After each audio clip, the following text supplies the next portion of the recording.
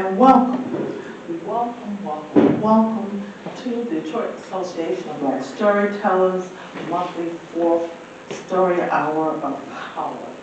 I, as you guys know, am MCP Opamela, a teller since 2003, former immediate vice president of the association and your host for this evening.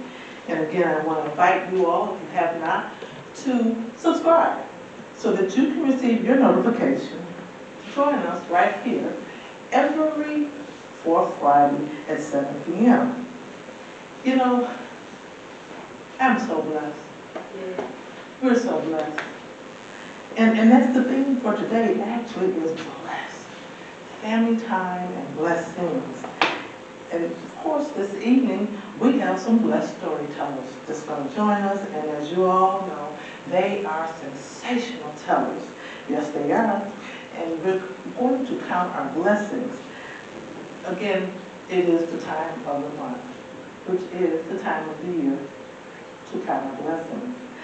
You know, it is the great American singer and songwriter that I'm thinking of, which is actually, you got it, James. He is a producer as well as a songwriter. His name is Charles Kent Wilson, best known as, yes, Charlie Wilson, or Uncle Charlie. And you know, Uncle Charlie has a very touching track for me, and as it is for many of you. And it goes a little bit like this. If you got a roof over your head, you're bringing home the bread. You got your family fed? oh, you all know. You're blessed. Again, I'm blessed. You're blessed. It also says, living life with no regrets. Smile upon my face. Oh yes, I'm blessed. I'm blessed. You're blessed. Living life with no regrets. That is a blessing. I'm blessed. And we're going to keep right on with that blessing, right? And in fact, being blessed is synonymous with our first teller. Yeah. And that's because telling is a very important part of her life, okay? You all know Mary. Or should I say Sister Mary? Sister Mary is an award-winning storyteller, educator, and workshop facilitator. And she enjoys telling stories. I mean, she tells the stories all over the United States, to all ages, schools, television, radio, community social events, and of course, workshops. Her storytelling experience has brought her to her creative experience of writing. When she sat down and wrote her favorite children's stories for her own personal book. Now, she's known for sharing her stories all the time. And she will share on today. She's going to share a few of her favorites, starting with the cow switch. I gotta stand up for that. The cow switch. That's right. Come on, Sister Mary.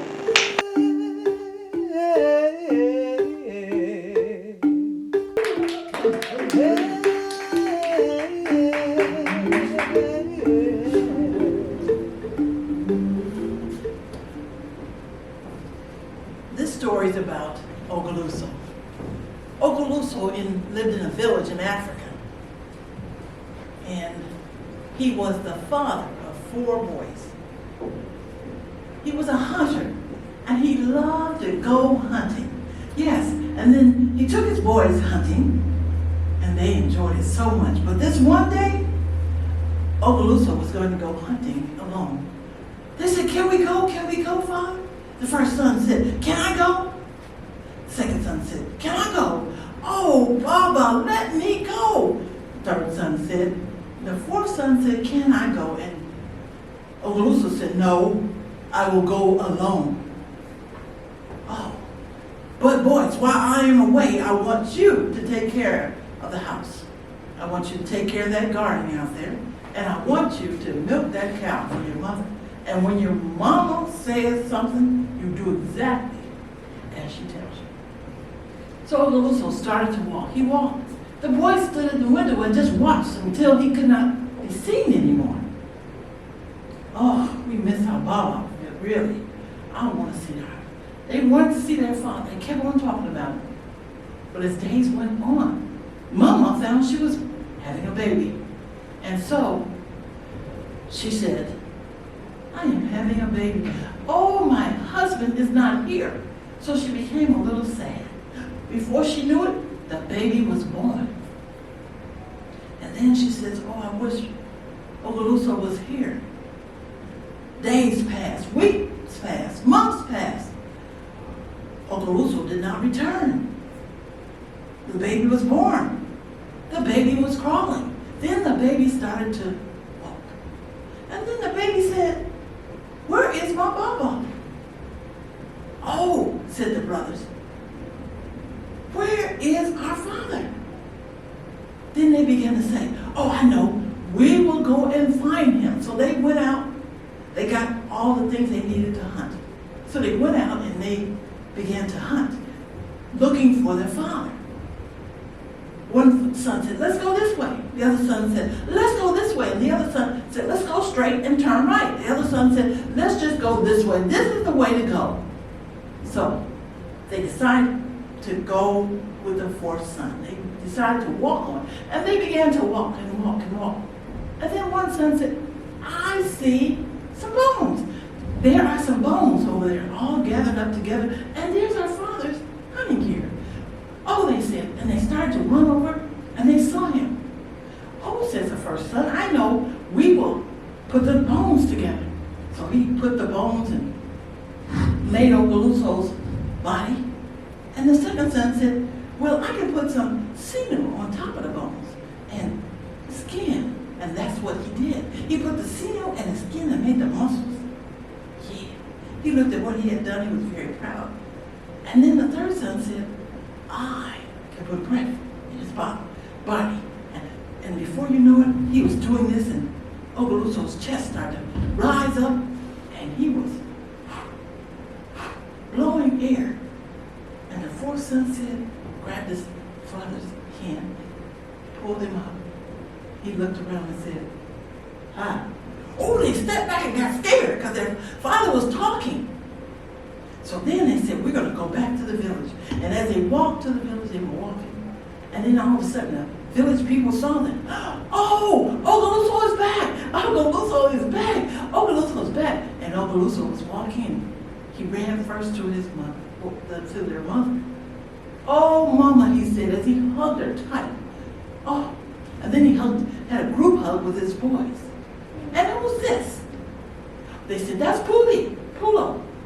And they said, you are my Baba. Oh gosh, who remembered me? Who remembered me? Julio. He remembered you, the baby. And then we decided that we're going to find you. So he says, oh, good to know that Julio remembered me. And as time went, they didn't have, they said, oh, we're going to have a party. And so that's what they had. So Ogaluso went in the back. He got a cowtail switch, and he began to fashion that cowtail switch by putting beads on it, making it beautiful. Now, the day of the party, he said, I'm going to give this cowtail switch away. And that's what he did. He took the cowtail switch and he swung it up, and everybody was getting ready for the party. They put on their boots and beautiful dresses. And then the men wore their kofe, and then they all dressed up to come to the party. Boom, boom, boom, boom. The drums began to play. And they were having a good time. When somebody said, it's time to give away that cowtail switch. And then when they said that, the first son said, I should get it. The second son said, I should get it. The third son said, I know I'm getting it. And the fourth son said, yes, I wanted to. And then the villagers started saying, you know, I helped you. I did this. All of a sudden, everybody wanted the cowtail switch. And Ogaluso said, well, this cowtail switch is going to the one who remembered me. Yes, remember me. And so he took the cowtail switch and he hung it up. He held it up and he said, this cowtail switch is going to my baby. Oh, Julio. And he gave it to him and And he said, "Thank you, Baba."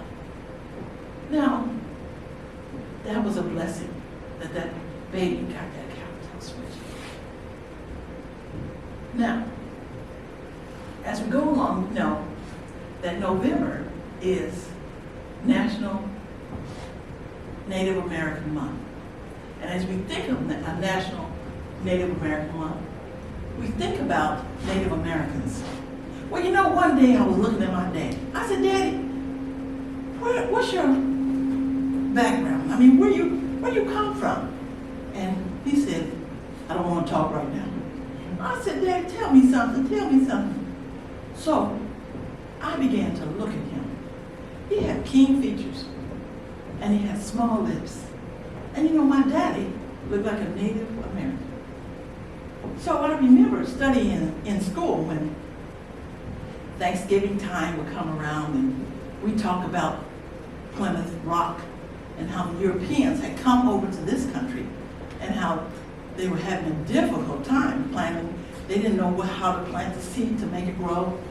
And then the Native Americans came to their aid. They came and helped them. So in 1620, they said, "We are going to have Thanksgiving," because they were so grateful. And they said, "We're going to have it on Thursday because that's our middle of the week time we have our service where we thank God for our blessings."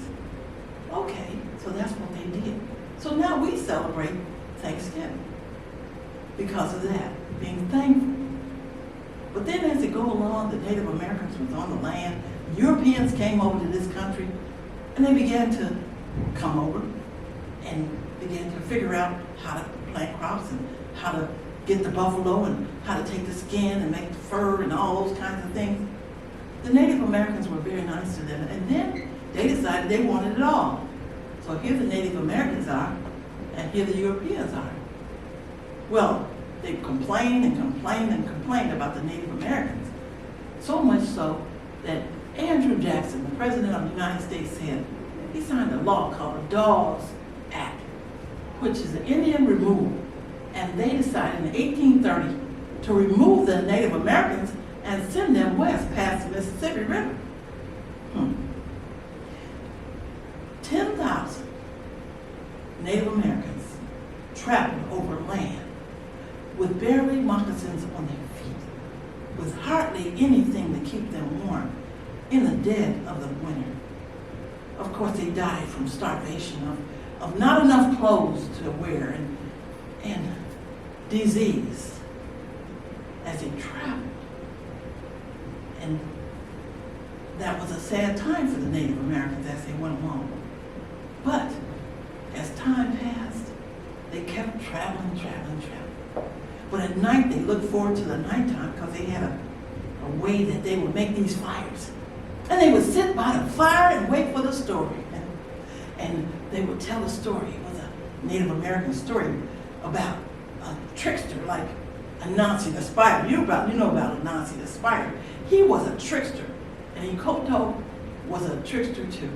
Okoto was just always doing things wrong. Always looking for mischief. And that's the way Okoto was. So one day he was in his teepee. And everybody was happy when he started telling the story. They started to clap and smile, and they loved Okoto, and they said, "Oh, keep telling the story with Okoto." And so they did. And Okoto was hungry. So he got up out of his teepee and he stretched and put on his finest. He put on his cowhide jacket and he put on his leggings with the fringes on the side. And then he covered his face with red and circled his eyes with black. And then he parted his hair down the middle and had two braids hanging down. "Oh, I look good," he said. Didn't anybody tell him that? Because they didn't like him much because he was so vain.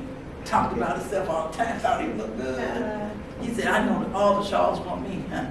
But he went out, he says, and he was looking for his horse. His horse saw him and they ran the other way. And then he said, "I gotta find something to eat." And then he traveled on and he was looking for something to eat, and he heard the drums beating. Boom, boom, boom, boom. Drums were beating.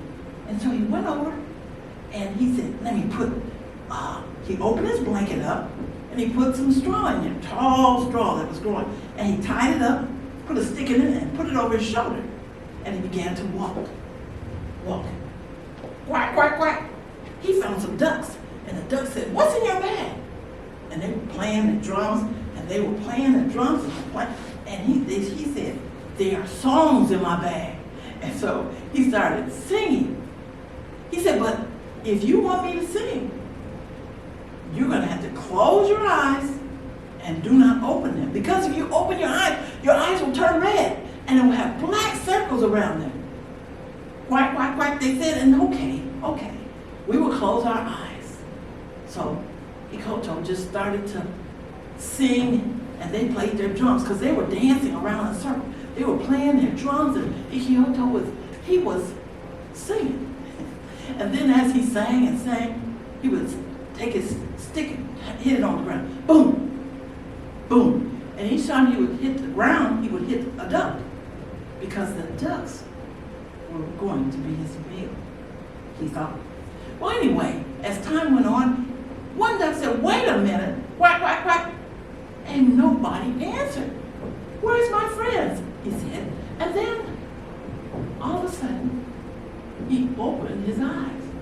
Ikoto said, "Don't open your eyes or you're going to have red eyes and black circles around you." But he opened his eyes. He said, "You're killing my friend. You killed my brother." And then he said, began to fly.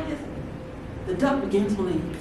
He said, And then, when he left, Ikoto just took those ducks and put a stick inside of them and put them over the fire and let them roast. It smells so good. And then he took a big dug hole and he put some ducks in this hole to barbecue, he called it. And then he sat with his legs folded. "Oh, I can't wait till those ducks are done," he said. And then all of a sudden he heard the wind blow. Woo! Woo! The wind was blowing, and there was a tree over there making, come help us, said the tree. And then he said, "Okay." And he went over to help the tree because it was stuck together. He pulled the tree apart. And then he got stuck in that tree. "Oh no, I'm stuck in this tree, I can't get out." And then over the hill there was some coyotes. They said, "We're going to go get those ducks." "Ow," they said. And they went down the hill and they got those ducks. They started eating those ducks up. "This is so good," they said. "This is some good duck." "Don't you eat my food?" he said. Ikoto said it from the tree. And they ate it all up, except the one that was inside of the pit. They didn't eat that. And he kept complaining, "Don't you eat my ducks? Don't you eat my ducks?" So they said, "What we're going to do is we're going to take the coals and stick them inside that duck. So he'll be a big surprise." And so they went away with their big stomachs because they had eaten all of his food. And then all of a sudden the wind stopped blowing and he fell down from the tree and he came back over. He said, "They ate all my ducks up. Oh, they didn't eat this one. They didn't eat this one." And so he went over to the ducks that was buried in the ground. "Oh, I got some duck." And he said, "I am going to eat this duck." He grabbed it, opened his mouth as wide as he could.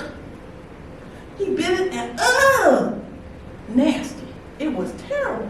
It had coals in it. And then, after that, he jumped in the water and got wet. And he said, "Oh no." But there's one thing to the story. The ducks opened their eyes, they turned red. And that's why today, that ducks have red eyes and circles around it. Donakoni, until we meet again, Donakoni.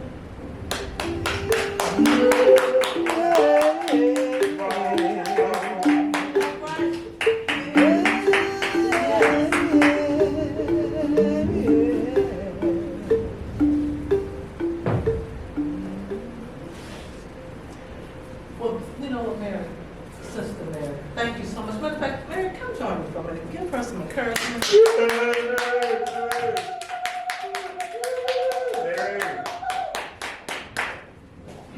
Can you tell me this? What's your inspirational stories? Or in other words, how did you know that you were gifted as a child? Well, storyteller that used to, every time I tell a story, she said, "Oh, good job." She just encouraged me all the time. She would say some positive things about me. You know, you don't find many people who do things like that. And I wrote a book called My Daddy Taught Me to Read. Right. She said, "Oh, I love My Daddy Taught Me to Read." She said, "I love it." You know who that person was? Amy. Oh, She always says positive things. She's a positive person. Oh, my A God. beautiful person. yes, and that's our very own Elder Amy D. Yes. Oh my gosh. Yes. Oh my gosh. That's Yes. really awesome. Wonderful story. And she Yes. encouraged me Yes. and let me think that I was great. I said, wonder why she keeps saying that. I don't know. But anyway, she always encouraged me. And I thought, gee whiz. And it really, you know, when you do the story, sometimes you wonder, does anybody like this story? Do they like it? And then she would always come up with the icing on the cake. Good job, Mary. Oh, She was and saying, that sounds and like- she was about the only, you know, everybody else was nice, but she was consistently always on point. fantastic. Mary, thank you so much. And so, did we not love Mary's stories?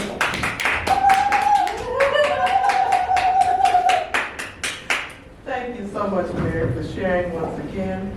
And you know, actually, Mary, you're a prime example of what DABS is all about. Yeah, she's a prime example of what DABS is all about. And in fact, it would be about 13 years ago when I first heard, you know, the word or the title DABS. And to be quite frank, I didn't know what to actually expect.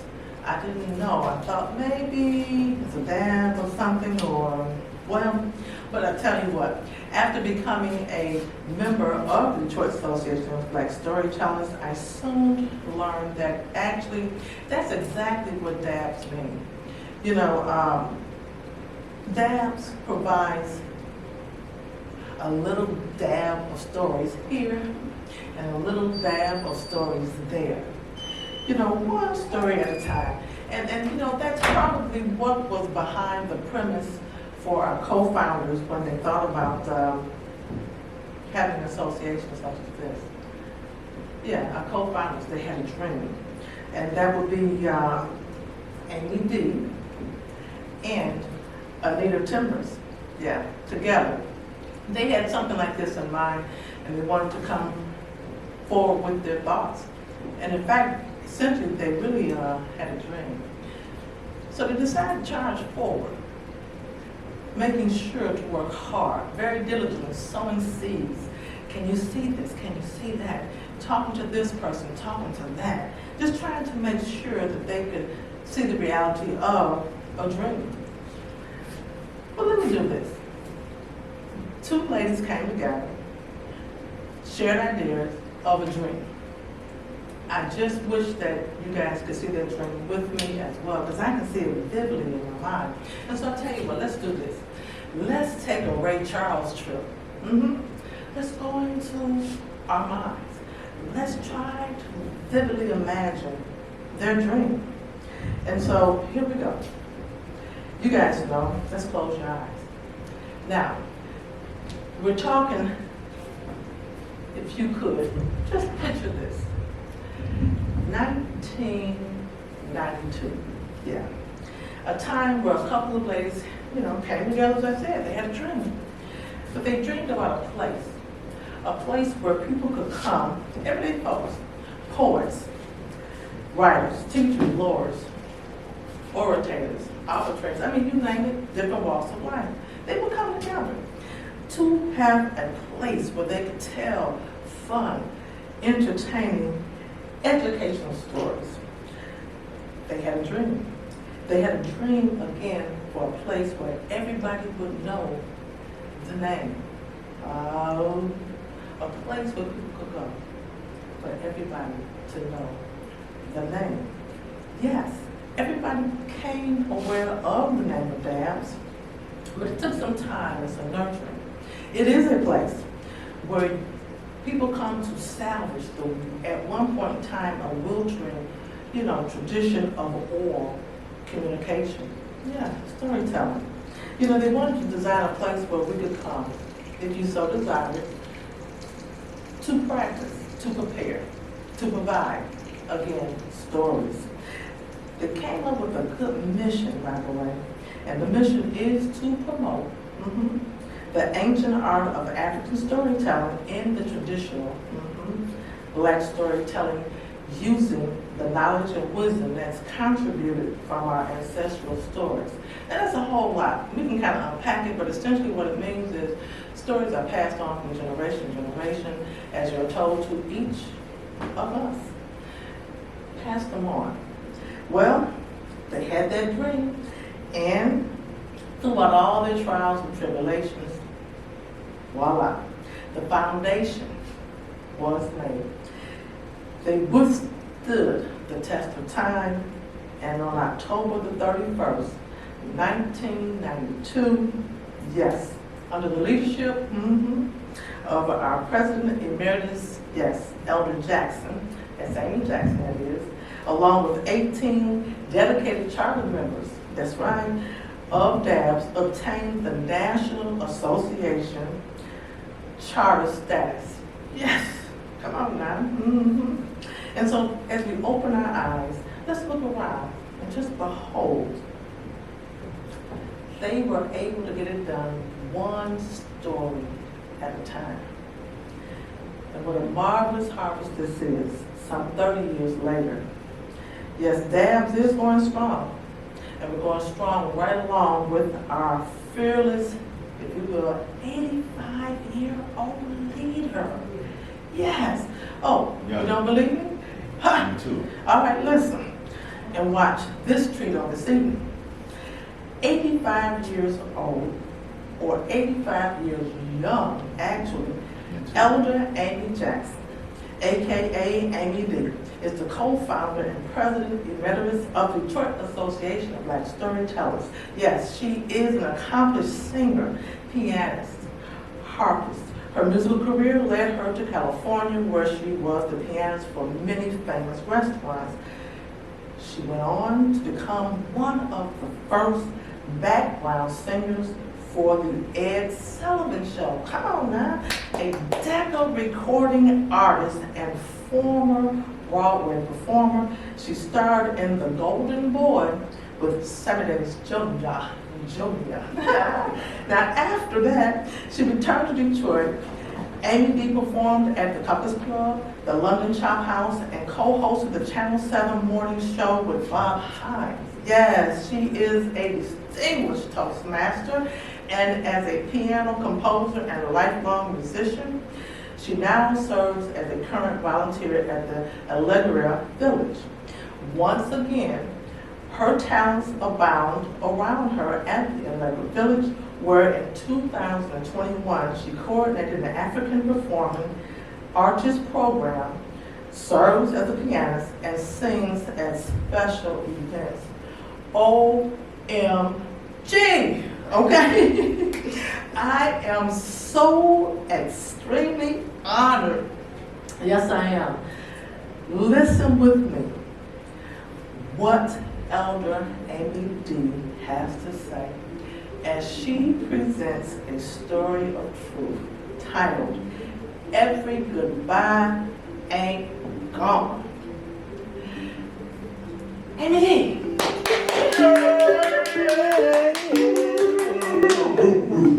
Thank you so much. Thank you. Thank you. And so nice to greet you. I feel honored to be able to follow the last two storytellers. Mary Johnson, an honored storyteller at this year's National Association of Black Storytellers. She became our representative for the Brother Blue honor, honoring elders. And she was one chosen this year. And Pamela, Sister Pamela, with her artistic ability and her smiles and her ability to speak, wonderful. And I thank you. I thank you all. You know, every road we travel has been paved by others who were on that road.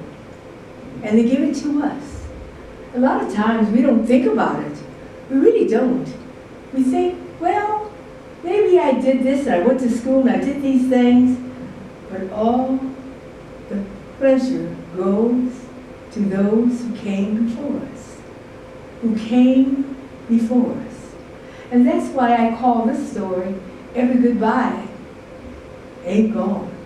It's an old saying that people that visited our family from Georgia, that's where our family originated, they would say that every time they would leave, they would say goodbye to my mom and dad when they would come up from the south to visit us. They would say goodbye and say to me, just know, every goodbye ain't gone. And so they have made my life the life that I live today. What a pleasure it is to look back over the years and the road that I have traveled. Give you an example. My first piano teacher, her name was Mrs. Tolles. Of course, she taught me to play correctly, to sit up correctly, and she insisted that I memorize every piece I learned. Every piece. I thought that was so silly. Everybody else can use the music. I don't know why I have to memorize the music. She said, young lady, those are my rules. You learn every song from memory. And so I did, because I didn't want my mom to think that I didn't do as Mrs. Tolles told me. Mrs. Tolles taught me something else, to appreciate the love of flowers and the love of having a garden. I really didn't like bugs, and I really don't like being in the garden. But I went outside Mrs. Tolles' home to see the lovely garden she had, and it did smell wonderful. I remember her to this day. But one thing she taught me about playing piano, when you finish a piece, you don't just finish it and stop. You finish it and let the music swell, and then your hands come down. That's piano performance. Not teaching me just notes and scales, but performance.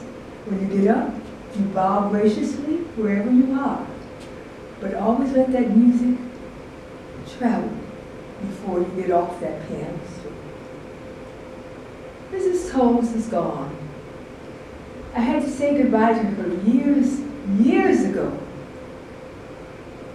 But everybody knows that every goodbye ain't gone, because she lasts in my heart to this day.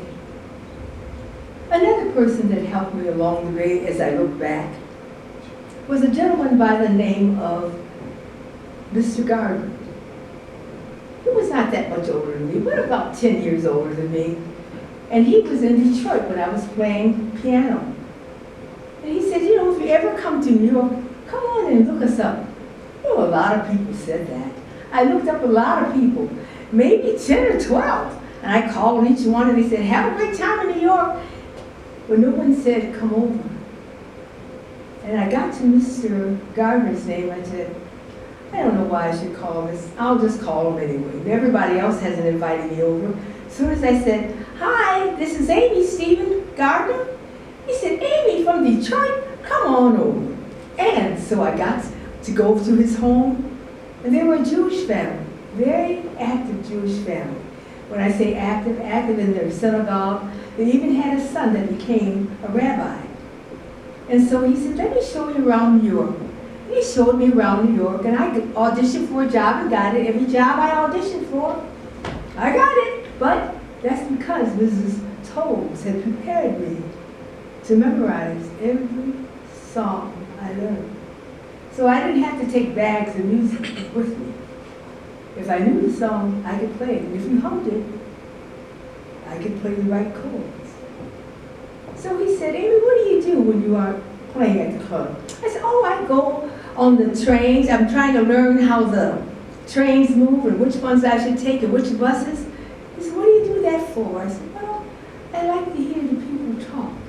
And at the club, people are always talking about things, so I can say, well, I was on such and such an L today, or I was on such and such a bus today, and I took the bus, and I really have a good time. He said, well, Amy, you really should consider acting lessons. Acting lessons? I play piano, I'm making enough money, but the acting lessons will help you. So I said, okay. I took some acting lessons. And they do help you. They help you in telling your story. You become that person whose story you are rendering to your audience. I thought that was kind of nice. So he said, well, Amy, what do you do after you leave your classes, your acting classes? Well, I want to go to different stores to find out what they have here, and I love the Jewish food that they have, and I love the Hungarian food, and there's so many kinds of people and restaurants in New York. I was having a good time. He said, well, Amy, you know, you really should take, well, you should take some dancing lessons and acting lessons. I'm taking the acting lessons. He said, well, maybe modeling. Oh, I never thought about being a model. So I did. I went to Ophelia DeVore's modeling school, and on top of my acting classes, I took modeling classes. And that did help my presentation when I walk on the stage. I knew how to set the stage up and take over that stage. You own the stage when you're performing. And I will always thank him for that. I could have said, no, I don't want to, I'm just going to be a piano player. I'm not going to do acting. I'm not going to, but you never know what's down the road. Because he had been around the road. He had been, what do they call, the manager of the stage. So he would prepare the stage and help the workmen set up the scenery. So he knew a lot about stage life. He was wonderful. Tom Gardner. He's gone now. I miss him so very much. But I'm so thankful for the guidance they gave me. I said goodbye to Tom Gardner. But every goodbye ain't gone. Because he lays in my heart today. What he gave me, I have grown. Not as a person, but I can still grow as an 85-year-old. I can grow and tell my story. Because I know how to walk across the stage. I know how to end a piece on the piano. I know how to dance if I have to. And I can thank God for the privilege I have had to have known Tom Gardner. But I said goodbye maybe 10 years ago. But everybody knows that every goodbye ain't gone. And lastly, not lastly, I'm on a time, you see, so I only have so much time to tell my story, but I want to tell you this one about my dad. I'm the youngest of 14. And one thing I learned from my dad, how to pick a good husband. Oh yeah. My dad sent my mother on a vacation twice a year. She and her girlfriends went up north to Mackinac Island, and he would stay home with us. Oh, he had loads of things for us to do. He always wanted us to make something different for my mother when she walked in from her vacation. That impressed me. I thought that was so kind of my daddy to want my mom to take a vacation. Well, there were 14 of us. At the time, I didn't think it was any big deal. Now I know it is a big deal. And during the winter months, he would send her for a week to the south. He wasn't going back, and he didn't want her to take any of his children to the south. Oh no, because my dad and mom were born in the 1800s. He knew a lot about the South. He told us the things that happened in the South. And so he insisted that we stay here, but he let mom go back for the funerals and for the weddings and to see her old friends. But he stayed home and took care of us. He was a wonderful father. And he always said, family is important. Family is important. You will meet many people on the road as you travel in life. But know that your family is so important. It's God's gift. And so when you are out with your friends, remember, we have a family at home. When they're out drinking, you go out with them. Have a soda. If you want to drink, you go home and drink by yourself. And call your sisters and brothers and tell them what you did that day. No, family is important. They are your friends. They will always be your friends. And so my dad's training, my mom too, but he was the one to let me know there's a certain person you look at to be around. And it's important to love your friends, but family, keep them close, because they will be with you when everybody else is gone. He told the truth. I'm sure many of you have heard stories about different performers who lost their way. I won't listen to their names. I won't tell you their names, but you know who they are, who lost their way someplace along the way. But remember family. And be careful when you're out. Everybody's not your friend. And everybody is not family. My daddy's gone. I had to say goodbye to him. But I remember the old saying from the old people, every goodbye, they ain't gone, because Daddy is still here. And are all of you to listen to my stories. Remember, love is a gift, and give it away to your family. Every goodbye ain't gone. Thank you.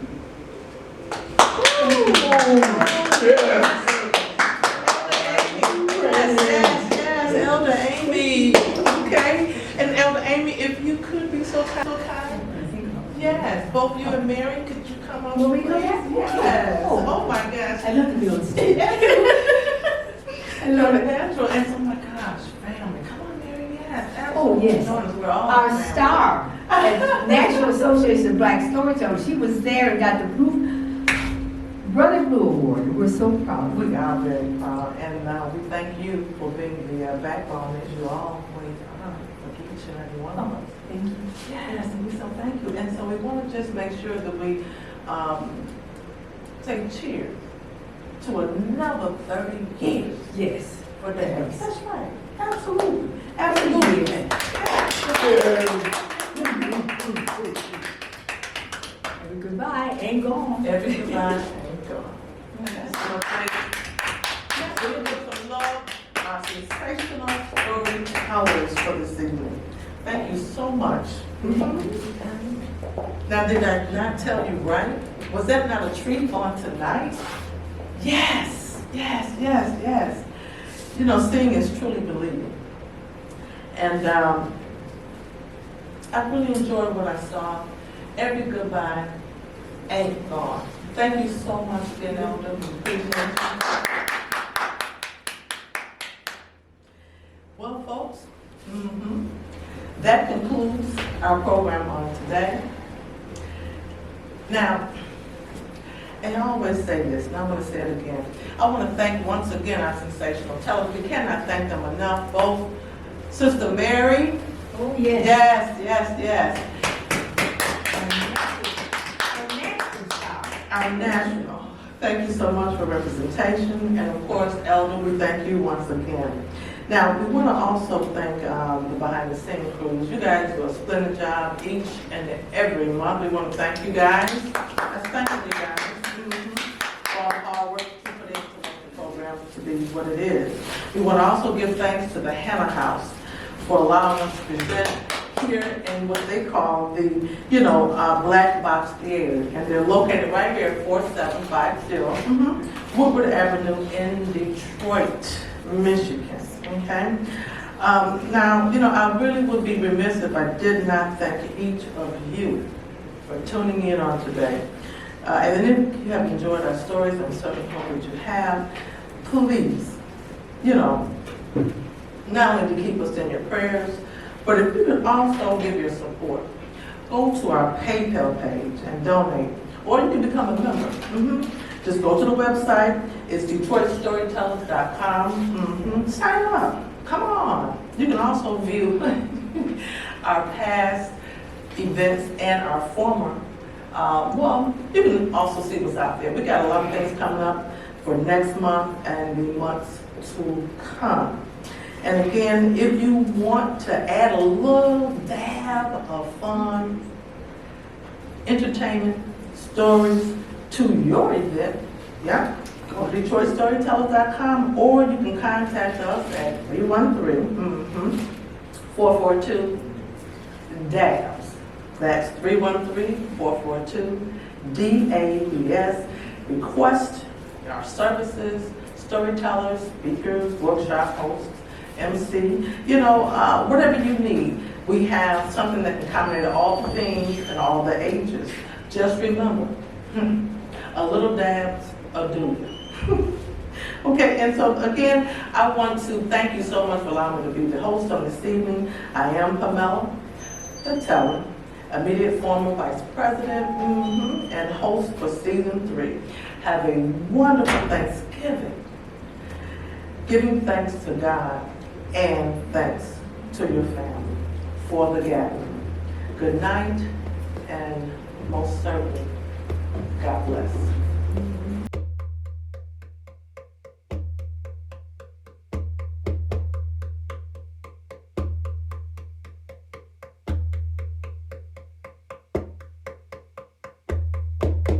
Hey everyone, the Detroit Association of Black Storytellers are so pleased you joined us tonight for this episode of Dad's Fourth Friday Story Hour. Thankful for family and family time. Hey, if you've missed any of our programs, if you haven't noticed anything, or you're not getting any information from us when the next program is going to be, subscribe to this page. Once you subscribe, it's free. And once you subscribe, you'll get a notification when our next program is starting or when we posted something on our YouTube page. Next month, Friday, December 23rd, 2022. Doors open at 6:55. Concert starts at 7 p.m. With 3 amazing storytellers bringing you holiday cheer with stories by Dabs. With Shaquem McKenzie, John Two Gray, Rashonda Womack, with your host, Pamela Williams. Again, we want to thank you for joining us tonight for Family and Family Time with National Award winner Elder Mary Grant, with special guest founder of the Detroit Association of Black Storytellers, Mama Amy Jackson. With your host, Pamela Williams. Our music director is Michelle McKinney. Our production engineer is Jasmine Ross. Our camera technician is Brother James Graham. Program director is Tone Ross, along with the Detroit Association of Storytellers. We thank you for attending the Detroit Association of Black Storytellers Dad's Fourth Friday Story Hour. We will see everyone next month, December 23rd. Doors open at 6:55. Concert starts at 7 p.m. Please be safe. Peace and blessings to you all. Until next time.